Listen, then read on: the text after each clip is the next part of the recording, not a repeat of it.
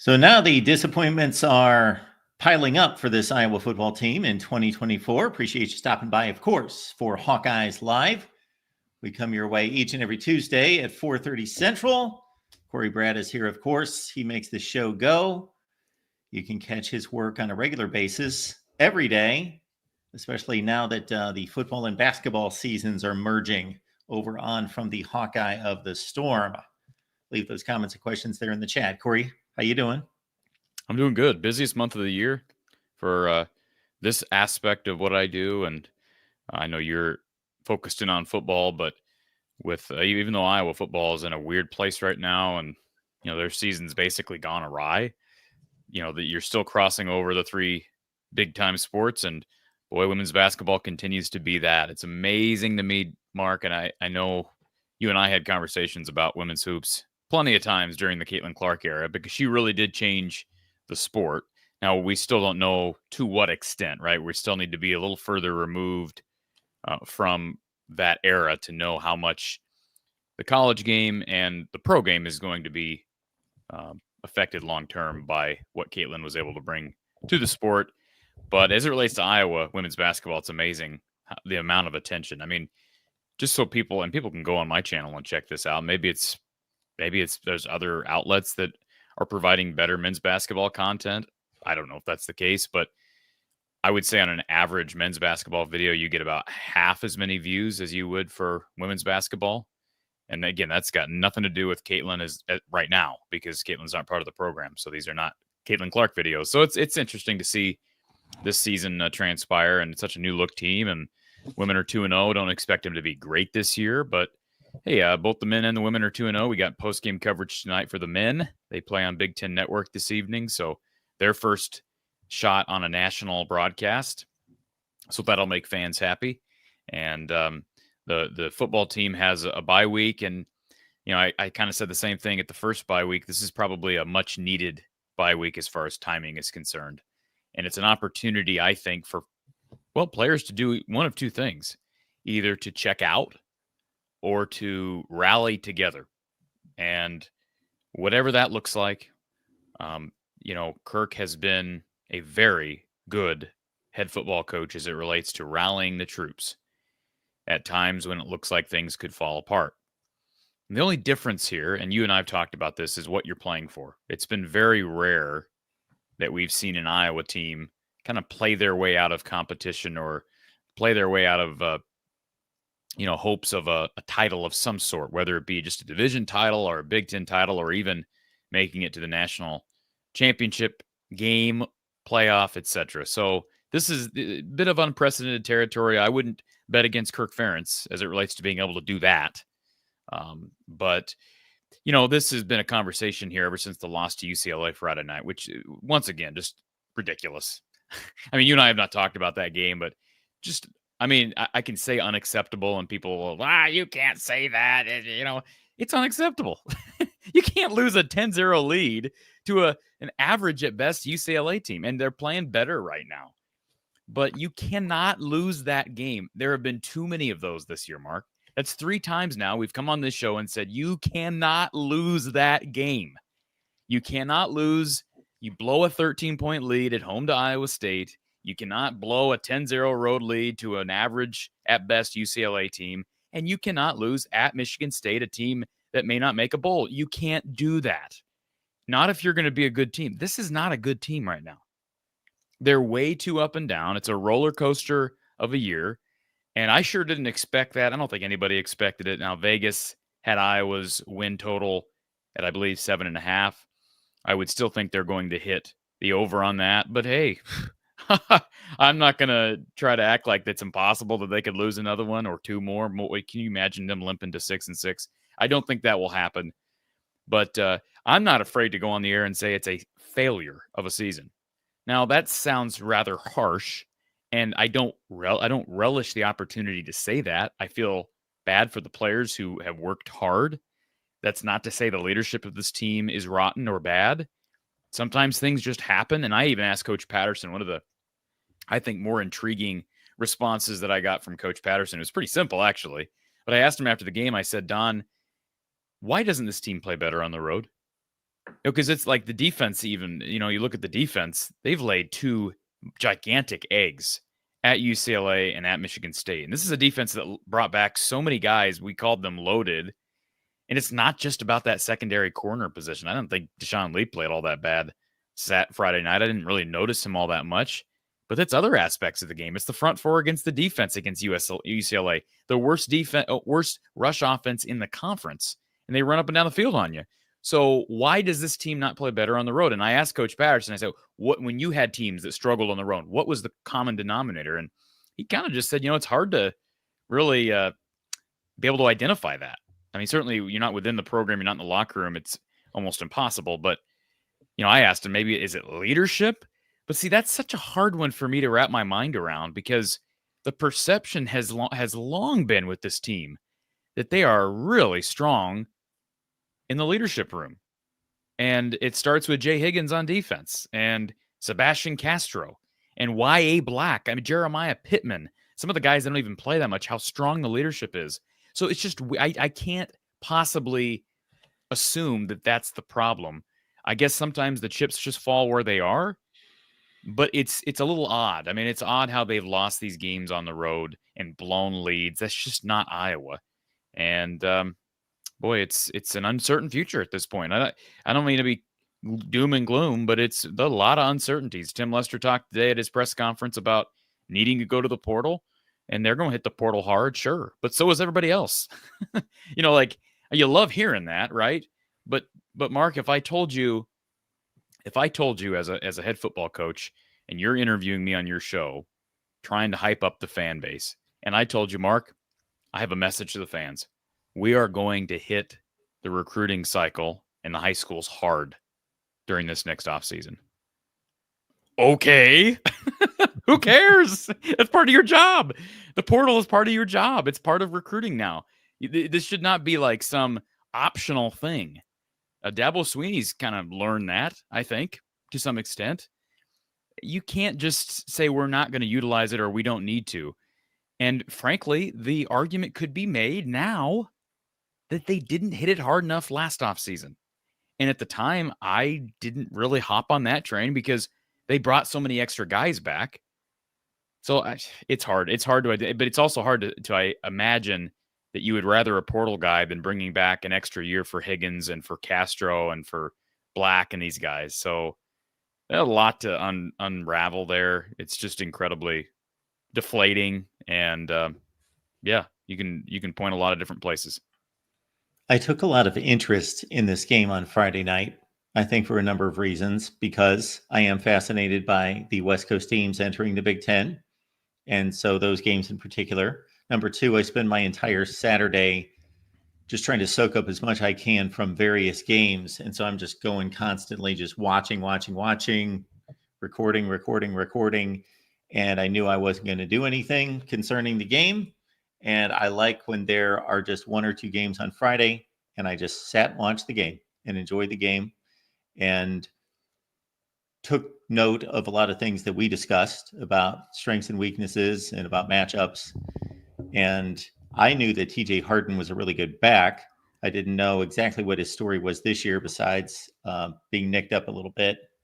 The offensive line has apparently not played well, but yeah, to see an Iowa defense struggle against the run against a UCLA team that was, I believe, last in the conference in rushing. Yep. And then the flip side was Caleb Johnson, of course, coming in where really no one has shut him down. Off the top of my head, Ohio State would be the most, the team that controlled him the most. And for UCLA, I don't know what his final numbers were, but it didn't appear as though he did much of anything in that game. I just continually remember seeing them stop him, wrap him up but they came in with an excellent rush defense that's somewhere around 6th or 7th in the country. Mm-hmm. Yeah. They've played a tough schedule. Mark, I talked about that in lead up. I don't know if you and I discussed it, but I talked about it on my preview that this was the opposite of the Wisconsin game.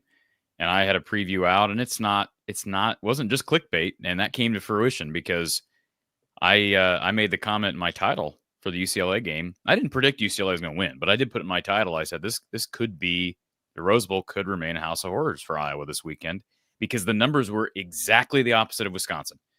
Wisconsin's weakness on defense was Iowa's strength, and Iowa's strength on defense was Wisconsin's strength. So that's going to cancel each other out, and then you're going to have so that's exactly the opposite of what happened here. UCLA's strength was passing. That's kind of been Iowa's weakness defensively. UCLA's strength defensively is stopping the run. That has been what Iowa's relied on. So what we saw was really that and more, right? Because we did not expect Iowa's defense to give up the number of rushing yards for Harden. And, he hasn't had a 1,000-yard season. This is year 3. And that rush offense has been not even close. Like, they are not only worst in the conference, they're not even close to being second worst in the front conference. They're worse by a mile, a country mile. So, yeah, it's hard to explain. He sure looked good on Saturday. And there's the conspiracy theorists that Iowa doesn't play well on grass. I can't. I heard your discussion. I don't get that. So, if that's the case, then that's even more disturbing. Like, what are we doing here? You can't play on grass. Last I checked, that's where football has long been played. Okay, just because you have an artificial turf field, and there's a lot of turf fields out there, then go play on some grass and figure that out. I don't think that's a problem. And Kirk downplayed that as well when he was asked. They've been really good at Iowa State since like 2011. They haven't lost there in over a decade. And that's a grass field, and they shut Iowa State down more often than not. So, and there've been some pretty skilled offensive teams for Iowa State, likes of Breece Hall and David Montgomery, and so I don't buy that. Now there has been a game or two. I think about 2017 at Iowa State, it was 44-41. So you could argue the defense struggled that day if you want to attribute it to grass. But what about 2023 and 2021 and 2019? Those games weren't high scoring, and Iowa, won those games the way you would expect Iowa to win any game on any surface. Yeah. So the other aspect that was fascinating to me, and I'm trying to go back to last Friday night, I didn't take notes or anything, but that just the way these teams are perceived, and sometimes we hang on to stereotypes a little bit, and the Iowa stereotype is that, of course, they're going to play a fundamentally better game than their opponent most of the time. That's not real quick, though. I just want to interrupt. Yeah. That's not a stereotype, though, because the numbers heading into this game, Iowa was like the least. I have the numbers right here. Iowa was substantially better than UCLA at protecting the ball and forcing turnovers. Iowa was substantially better on third down, doing the small things. Penalties, they were the least penalized team they were the third least penalized team in the conference. UCLA was dead last in penalty yardage per game, over 70 yards of penalties per game for UCLA. Iowa was just third. So, and I think UCLA had more penalty yards in this game. I think probably quite a bit. Yeah, but I'm just saying the discipline aspect of what you're saying, isn't it? That's real. They just went against the grain on Friday. Yeah. And then what I was getting to was that UCLA looked really good in the first half, but they kept shooting themselves in the foot. And I do my best to try to be a balanced approach on, okay, UCLA drives the ball down to the 1 yard line. Well, Iowa does what Iowa does. They take the ball away. They took it away on a strip from behind on Ethan Garbers, who was headed to the end zone. And then, of course, they had a really good play at the line where they read his eyes. They deflected the ball in the air and they pick it off. So excellent play by Iowa to end a drive. But of course, UCLA did a lot of work and showed a lot of dominance at the line of scrimmage, or I'll taper that back to control at the line of scrimmage to drive the ball all the way down the field. So then the conventional wisdom is, well, UCLA is going to be deflated because they're going to be deflated, and they had their chances. They're not going to be able to do anything else. Iowa's weathered the storm. They'll figure it out. They'll figure out how the ball's being moved on them so easily. And, they turned back UCLA. They got a 10-0 lead. This game's over. But UCLA kept coming. And then, of course, you had the injury to Brendan Sullivan. And 414 total yards for UCLA. And it very much lines up with Michigan State in that game, how that game was played in a sense. So you mentioned the red zone turnovers. and let me correct that, goal line in zone turnovers. These were not just red zone turnovers. These were right at the goal line. And similar to Michigan State in that, remember that first half, Mark? It was 12-0. Iowa held them every single time to a field goal, but they still got down there and scored field goals. So the bending, Iowa's bending too much, and they're breaking too much. But they're bending way too much. That's all there is to it. I mean, they're not stopping the run well enough, although they do. That's a weird thing. They do one week and then they don't the next. So, I mean, if you had picked either Wisconsin or UCLA to go off on Iowa on the ground, which one would you pick? This year or any year? You'd pick Wisconsin every time. But those two games couldn't have been more opposite as it relates to expectations and results.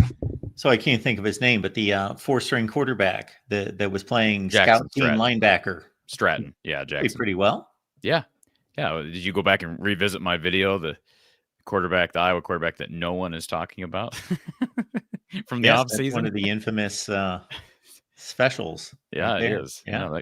So I was happy for Jackson. I think the whole he was playing scout team linebacker maybe played up a little bit. He was doing that, but he's a quarterback, right? Let's just make that he is a quarterback, came here to play quarterback. He's a walk-on, former Washington commit, played at Colorado State, was on scholarship. I thought he came in and I don't know what you thought. I thought he came in and held his own. Sure. Made a couple of nice throws on third down and led Iowa to a touchdown and kind of got them back in it. And you're thinking, okay, man, you're tied up here. Let's just hold them and get this ball back. And Drew Stevens, heck, he made a 57-yarder that got taken off because Iowa accepted a penalty. I mean, we all know Drew Stevens is a phenomenal kicker. If Iowa had gotten the ball back, it was different circumstances. I know they didn't move the ball at all once they got it back down by 3. It was 2017, but had it been 17-17, especially if they could have flipped the field, I think they would have gotten in field goal range and he would have won the game. It had been 2017 Iowa, but that's not what happened. The defense, again, allowed a long drive. Just crazy stuff. And, it's bye week time, Mark. So I guess it's fair to start talking about, even though you got 2 games left in a bowl game, what does Iowa need to attack? Where does Iowa need to attack in the portal? I mean, we could be here for a long time discussing that subject. I certainly need to publish some content on that on my channel. But what would be your first thought? I'm guessing you'd say quarterback, even though Brendan Sullivan's probably going to be the starter next year. Where else does Iowa need to attack?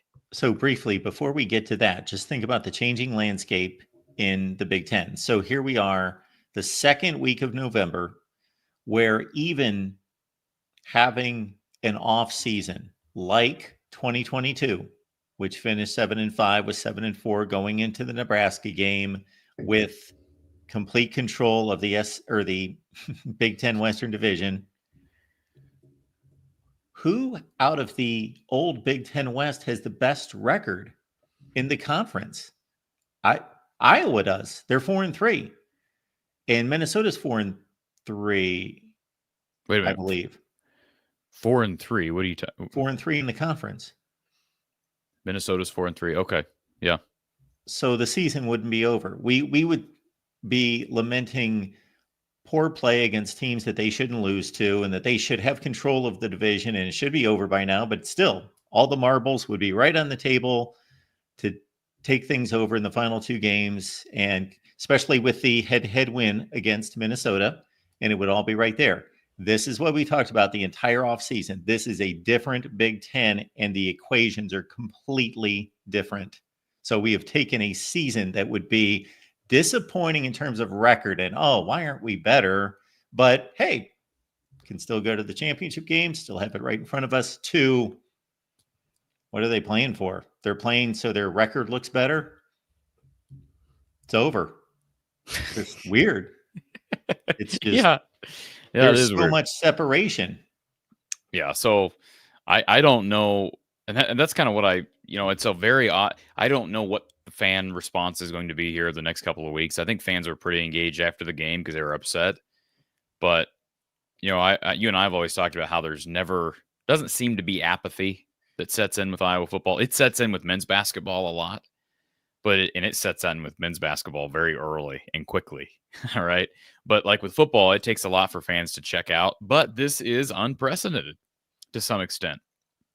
So what will they do? What will the fans do? How will they respond? I just I feel bad. I know somebody reached out to me. I don't even remember who it was now here a couple days ago and basically said, "Hey, I spent a bunch of money preseason so that my son and I could go to the Iowa-Nebraska game, and now I feel stupid." I mean, and I get it, and I said to him, I'm like, "Well, that's a risk you take whenever you buy tickets to, especially a season-ending game, a game 12, of the year.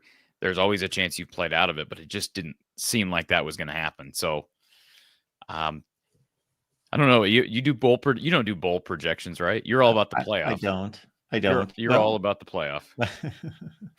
That's my business. Which reminds me, everyone, not going to be simulcasted here on this channel as it has in the past for obvious reasons. But yes, we will do a watch party at 7 p.m. Eastern time. We'll take in all the results, the rankings reveal, take your calls. I will analyze the results. And last week, we did a complete breakdown. We took every team, went through their schedule, went through the various scenarios. Okay, just to let you know, folks, we will be here on the main channel and a number of the other channels that are in playoff contention. Sorry. So no, not bowl projections. What I do release, and to further my point, are Big Ten power rankings. And I have yet to produce the video, but I have done my Big Ten power rankings. I didn't even move. You would think Iowa loses to a quote unquote bad team that they would move down, but all these teams are beating each other, and I didn't even move Iowa down. They're still fifth in the Big Ten, but I did make a statement that from fifth to like 13 is who knows. I got UCLA all the way up to number 7. Can I just respond to something real quick? Sure, of course. This person here in the chat.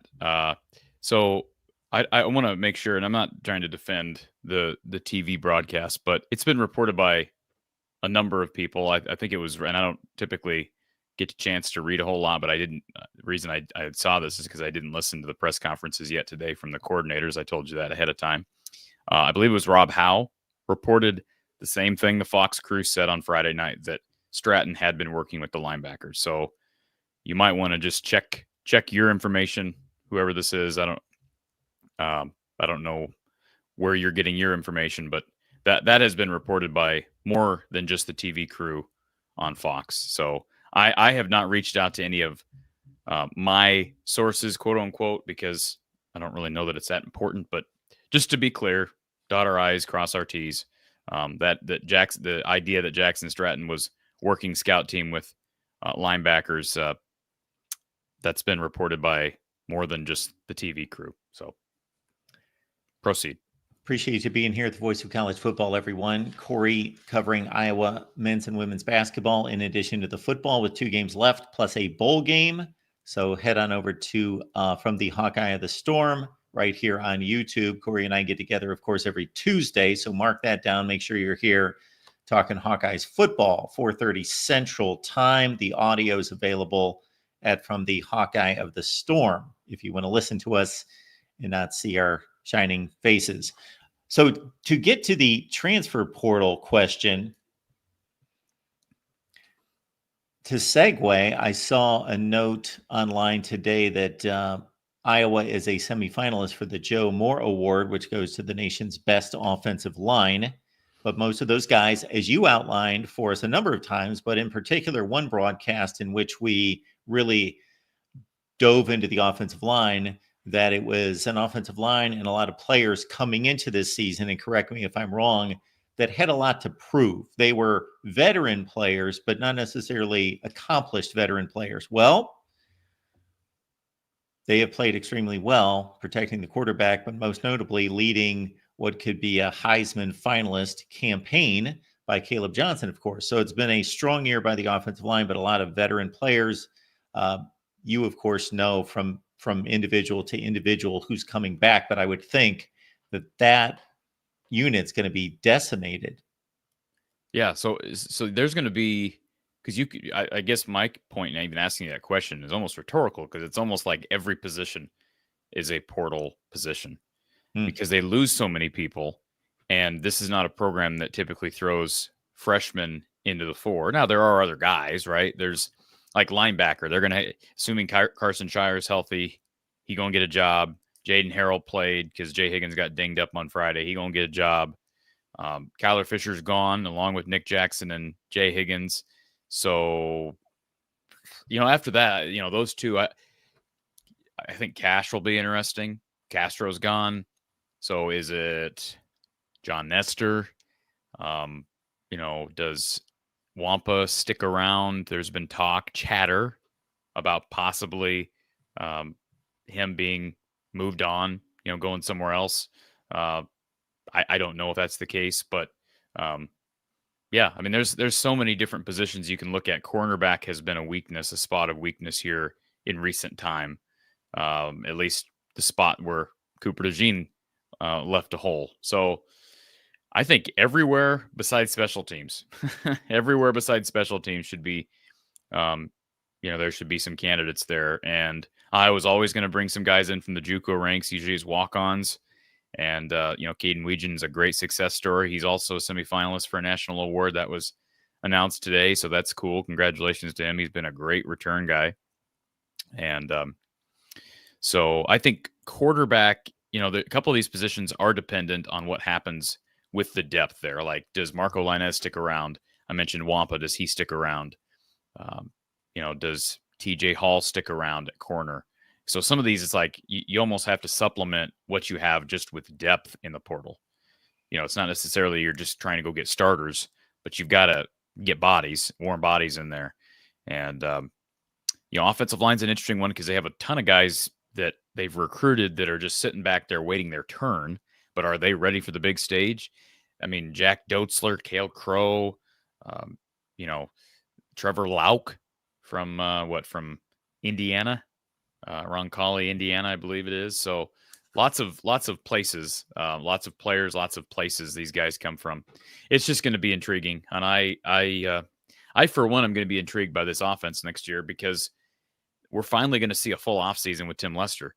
And so regardless of what he brings in the portal or what he doesn't bring in the portal, we're going to be going into next year with total question marks because I have a pretty strong feeling, I think most people do, that Caleb Johnson's gone. So if Liddell can hold on to this, this tight-knit group of running backs, they should be pretty good at running back, but there's going to be all these new offensive linemen blocking for them. So we'll see. We'll see. I do know that up front, one big void that I think Kirk probably prioritizes more than other spots is center. So that's going to probably be priority number one as far as ensuring they have somebody, whether it be Leighton Jones, who's, I believe, played a lot of defensive line in high school, and they like him at center. And Michael Mislinski is another guy. Does Tyler Ellsbury have 1 year? I'd have to look at eligibility charts, but that's probably going to be priority number one. That's kind of where Kirk tends to start and then work your way out. But yeah, Logan Jones, Mason Richmond, Nick DeYoung hadn't played much. Boy, they'd love to have him as depth next year, but they won't get that. Jennings Dunker will be a return, assuming he doesn't leave for the league. I don't know where these guys, where their NFL stock is. Isn't it interesting, Mark? They could have, and I don't know this to be the case, couldn't they have record numbers drafted? We've talked about like the post 2009, was it post 2009 draft? How many guys got drafted? It was something like 7 guys or something like that. They could push that this year. There's a conversation we could have since it's a bye week. Who's getting drafted? Yeah, I would simply be looking up their draft profiles because I have no idea. But I know who's good at the college level, of course, but who has a chance to get drafted? Let's ask that. Okay. Jamari Harris should get drafted somewhere, right? Yes. He's a starting cornerback at Iowa, and he's the star of that room. Had a bad moment or two Friday, but he's their best player, so he should get drafted. Caleb Johnson, assuming he leaves, he's going to be drafted. Sebastian Castro, Is it fair to say he will be drafted? Yeah. I would think so. He might be number 1, right? The first player drafted. Well, yeah, maybe depending yeah. on Caleb. I think Caleb could end up being a first or second round pick, probably second. So there's 3. Jay Higgins is going to be drafted. Nick Jackson's going to be drafted, right? I mean, I think those guys have. That's 5 right there, Mark. That is 5 right there. We have not touched offensive line. Now, Quinn Schulte, if I was to say a starter who's going to be gone, who probably won't get drafted, I would probably go Quinn because he's a former walk-on who's slightly undersized. But Iowa's had good success with safeties. Amani Hooker, Geno Stone, Dane Belton, Desmond King. So I know Desmond King corner at Iowa. But so yeah, I that's 5, and then Logan Jones, that's 6. He's going to get drafted. Mason Richmond, or who else is leaving up front? Bo Stevens, I believe, has 1 year left. But there's, I just rattled off 7. And let's see, nobody at receiver. Lachey, is Luke Lachey going to be drafted? An Iowa tight end who's had a quiet year, but it's a new offense and was really good in the old offense. I think he'd have to be drafted, right? That's 8. That's 8 guys. I definitely thought he would be drafted entering this season, and I don't think that he has personally done anything to hurt his draft stock. I just think it's circumstantial. Yeah, that's 8 guys. And then who am I missing? Y.A. Black. He's huge. I don't know that he's had a great year. The coaching staff thinks he's done a really nice job just eating up space, and I think that's a fair estimation. But could they have somewhere between 8 to 10 players drafted? Wow. How many? And I'm not saying it's going to happen. What's a typical year like for Ohio State and Bama and the Blue Bloods, Georgia? Ohio State had 10 last year. They've had as many as 14. Okay. I think it's typically in the 8 to 10 range. Okay. So, and Iowa's probably more like the 4 to 5 range. Yeah. So, if they double that typical number, that's going to be pretty high in that draft class. I don't know, we'll see. But the draft is going to be fun. That's going to be a fun, even though we're going to be, if they draft, what if they get like 10 guys drafted, which is probably not going to happen. Not that many, but if they get 10 guys drafted, we're going to be like, man, what could have been, right? What could have been? I know. And that's why I titled this live stream. And I think it's a bit ridiculous in a sense, but they've got a worse record, of course. They went 10-2 last year. The best they can do is 8-4 in the regular season. But is it a better football team? Well, that team last year, of course, didn't stub their toe against the likes of UCLA and Michigan State. It's not like, okay, well, the schedule's tougher because this is a different Big Ten. No, they didn't really, as we've discussed in analyzing the schedule, didn't face the brunt of the different and the elevated Big Ten. They faced a pretty reasonable Big Ten schedule with 2 additional teams that were the 2 lesser, or at least entering the season, of the West Coast teams. So, but with the offense being so much better, am I overestimating how much better the offense is? No, it's substantially better. There's still flaws.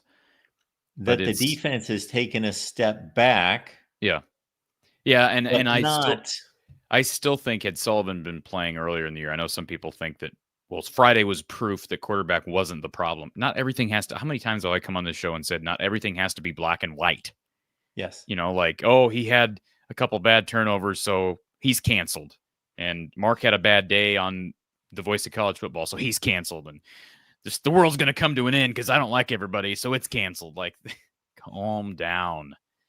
So Sullivan, I still think that if he had been playing against Iowa State, even just in the red zone, they'd have won that game because they'd have been up by 3 scores.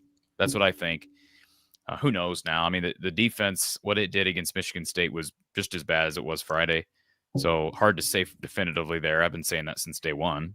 I think they would have won that Iowa State game, and perhaps Friday would have been the nail in the coffin, in hindsight. But we don't know. But what was your question? Well, first of all, I was expecting all sorts of support from people in the chat to say, Mark, have an off day. Come on.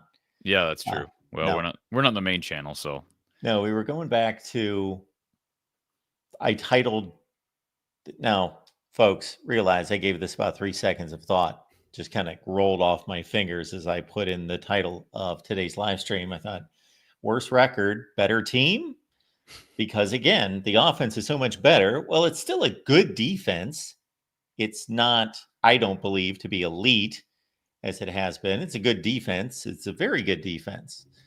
So what is resulting out of that? And the special teams are maybe not quite just otherworldly elite, but they're still basically elite. That what has resulted from all this is that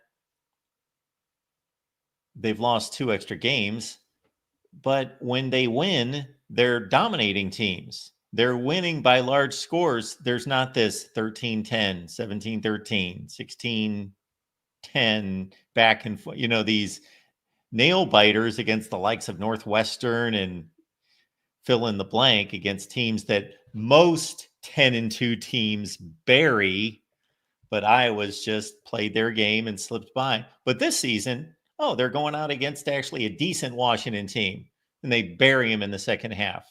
And going out against a number of teams, some other results are escaping me. Who else they've really Minnesota second taken half. out? Minnesota second half. Yeah, Minnesota, Wisconsin, Washington. Yeah, Wisconsin. Yes, Wisconsin. Yeah. Like Wisconsin, this is not a good Wisconsin team, but still the Iowa of last year, the year before, they probably beat Wisconsin 21-10. Yeah. What was I going to say? So there were when signs. they're on. Yeah, but there also have been signs both ways in certain games, right? Like first half against Minnesota was ugly at times, Mark. They did. I mean, they allowed them up and down the field at times. Second half against Iowa State, ugly, lost that game. First half against Troy, ugly, lost that game. First half against Troy, ugly offensively, came out in the second, played great. Remember, it was like 6-0 at halftime, something crazy like that. 10-0 on Friday, Mark.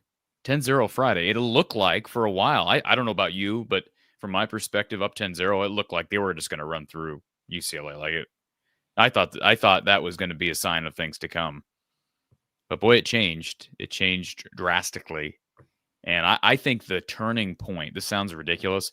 I think the turning point was Deshaun Foster's decision to kick a 57-yard field goal early.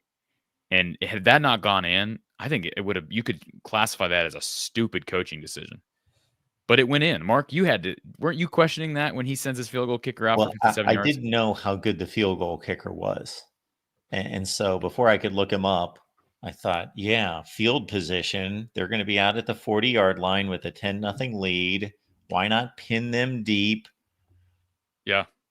Yeah. So that was curious to me. And the kid, I give the kid credit. He made it. I mean, he shanked the second one, but he made the first. And, that's, I thought that turned the game, get back within one score. And, didn't have to do a whole lot to get there, right? Doesn't take much to get in field goal range when you got a guy who can kick 60. So Bowl Mania is going to be back soon, Mark. Bowl Mania. That's what I'm living for now, Mark. Bowl Mania. What exactly is Bowl Mania? You should know this. You're a former Disney employee. Bowl Mania is ESPN's okay. fantasy game. You're going with the actual brand name, Bowl Mania. I thought that was just kind of like you're just kind of waiting to see where I was going to go, or you're just want to take in the entire bowl season. I love bowl season. I love the bowl season, man. I love the games. I love seeing guys dumped with mayo. I love seeing guys wearing chains on the sidelines. I love seeing empty stadiums, games played in snow because you're playing in New York and the Yankee Stadium. It's just awesome. Guys slipping because it's a ice skating rink, and guys wearing what do you call those things they wear in Hawaii around their necks? Lays. Oh, there's just so many great things about it. Yeah, and unfortunately, it's been diminished considerably in the eyes of college football fans. But So, yeah, I'm curious, does that matter to you? Like, what does that really matter? It's been diminished, but does it matter? Like, does it change the watching experience for you? no, it doesn't change the experience for me. I still enjoy it. Yeah. Even if I see that, okay, Kansas State's playing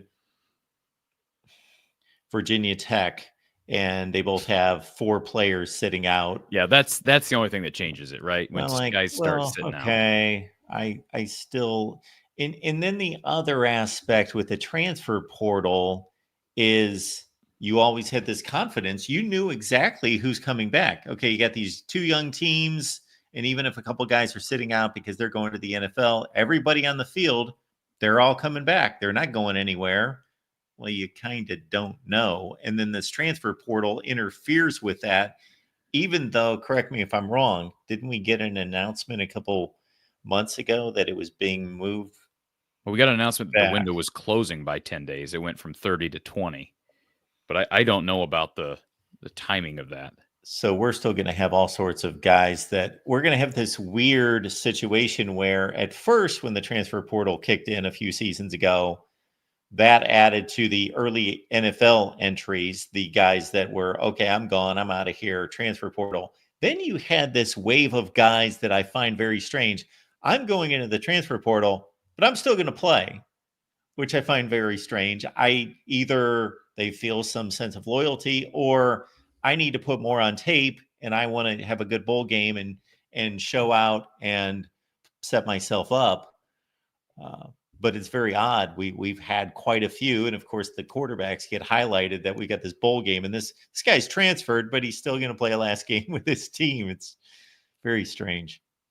I remember that happened a couple years ago. Dallas Cradith, just noticed that his name was on he was a previous 4-star DB who had an offer, I think, from LSU out of high school, comes to Iowa, never really sees the field a little bit on special teams, ends up transferring out. I don't remember where he went, somewhere in the MAC, I think. But he was on the depth chart, and or maybe he was he the depth chart or just participation report after the bowl game. But guys like Carson May never saw the field and then entered the portal, and there were guys. Was it Labus or which quarterback? There, I get the years mixed up now, but there were other guys that entered the portal that were not with the team. So it's like that's a big difference, right? Some guys entering the portal, traveling with the team, sticking with the team through practice. And I think the explanation that I had received was that like Dallas Cradith had graduated. So even though he was transferring somewhere else, he had fulfilled his 4 years. So guys that entered the portal before graduation had not fulfilled their 4 years.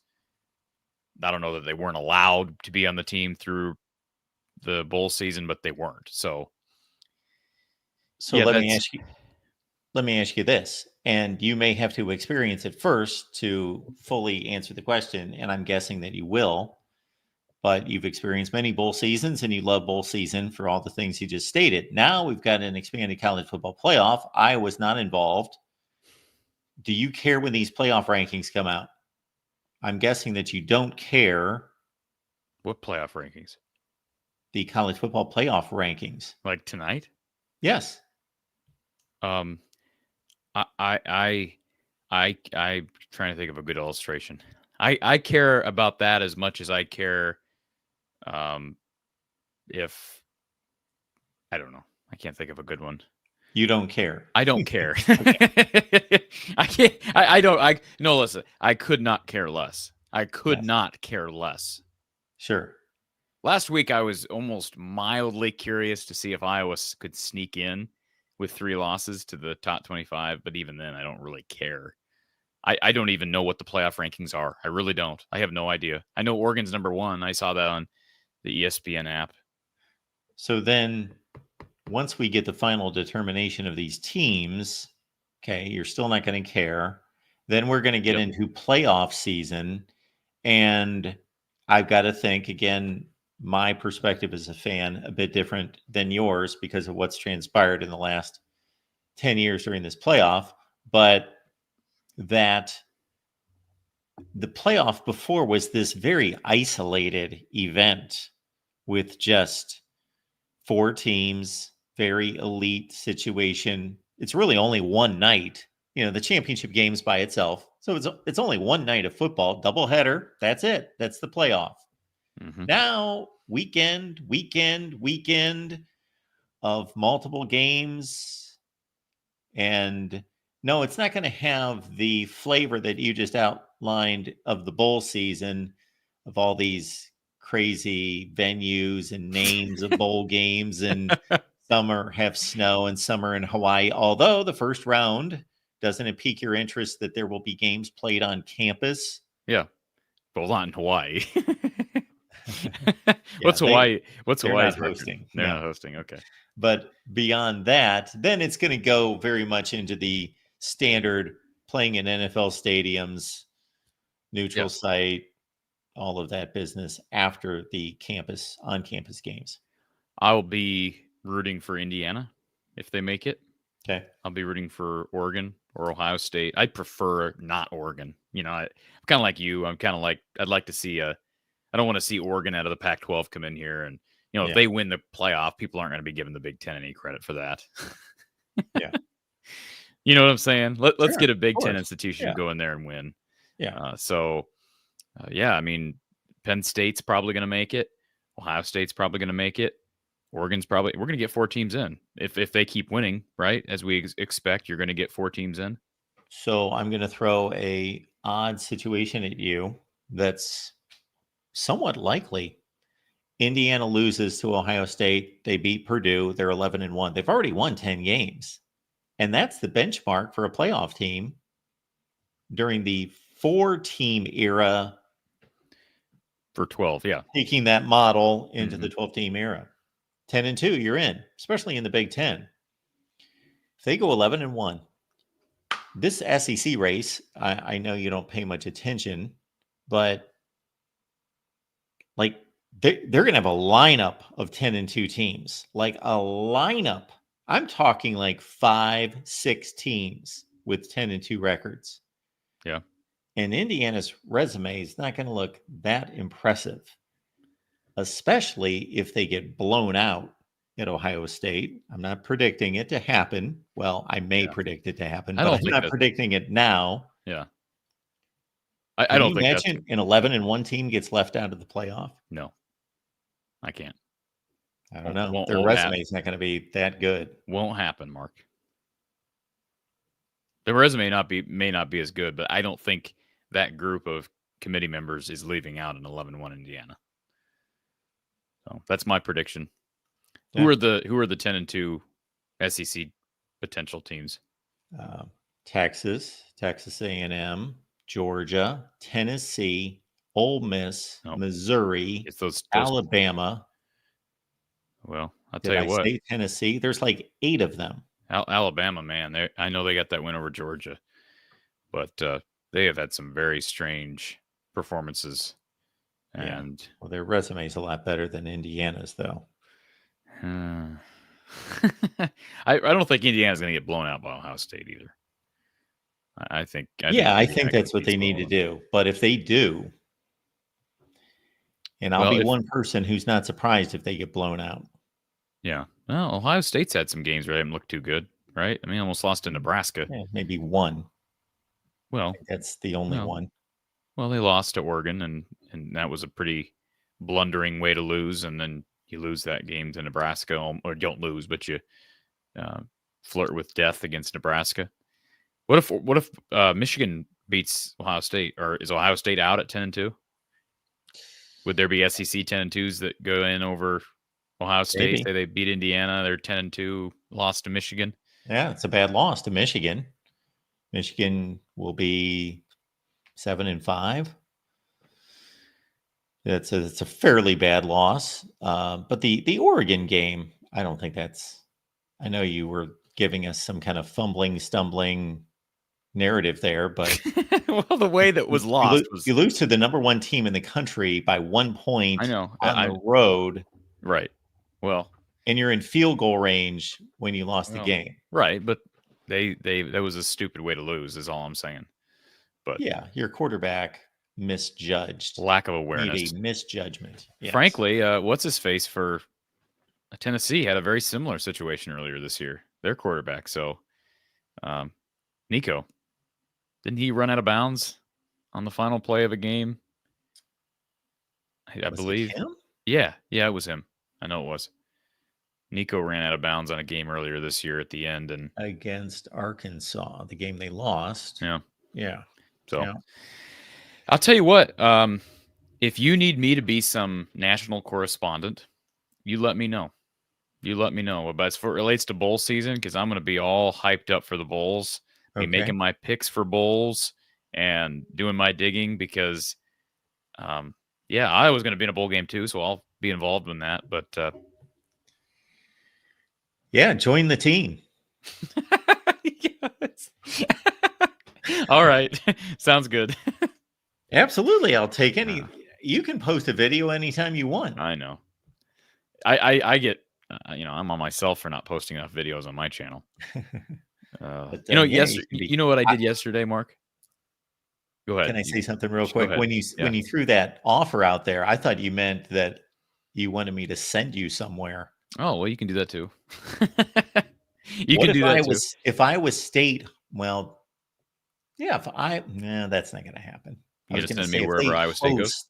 Oh, yeah. Hey, that won't happen though. That won't They've already happen? lost 2 games. If Well, if they win the Big 12 championship, then forget that. They're not in that round. So they go 10-2. no. They're not getting in Is as that there's only one team getting in from the Big 12, right? not Unless somebody else has one loss. It's what I'm saying. You're if not going to somebody get beats I don't think you're going to get a 2-loss Big 12 team in is what I'm saying. if Whether it's somebody Iowa beats State, BYU in the championship game? then you get 2 in. But if Yeah. BYU wins, Colorado ain't getting in, No. Iowa State ain't getting in. No. So as long as BYU runs the table, we're only getting one team out of that conference in. Yes. Yeah. So, but hey, if Iowa State somehow hosts, I'll take that. Absolutely, that'd be great. I wonder how's game day going to handle that. Are they going to go to each? Because are they all different days? No, they're not all different days, are they? I think they've got it split Friday, Saturday. So it must be Okay, 2 and interesting. 2. So I wonder if game day will be at each. Like if they'll set up, like they can't do that. Sure they Friday could. and then they move to the set for They could. Saturday. It's a Hmm. lot, man. It's a Yeah. lot. Oh, they do that during. They'll do like a New Year's Eve. That's typically been the national or the playoff games, and then go to the Rose Bowl on January 1st. They'll leave like a Sugar Bowl site on the 31st, and boom, show up. They're just Okay. transporting talent. They have a completely different crew, different set, Okay. everything set up All at right. the other Well, location. that's you're teaching me on that because I don't know how any of that works. So that's good to know. Yeah. Did you see Kirk Herbstreit break down about his dog? I did. How'd you feel about that? Are you a dog person? I do not own a dog currently, but I love dogs. My son is a dog trainer. Okay. My son's dog loves me, by the way. All right. So that's a good sign if Dogs really like me. All right. So did that get you emotional? Do you get emotional with that kind of thing? It takes a little bit more than that to get me emotional. Yeah. A little bit more than that. It was not. I wasn't emotional, but I felt for him. Yeah. It sucked. I felt bad for Kirk too. It was, and dogs are special. It's amazing. I don't want to get into some sappy offshoot of this show, but dogs are an amazing piece of creation. They really are. They are. Domesticated animals, specifically dogs. So yeah. Anyways. Yeah, one of my best friends, his dog passed away maybe 2 months ago, and yeah, they took it hard. Yeah.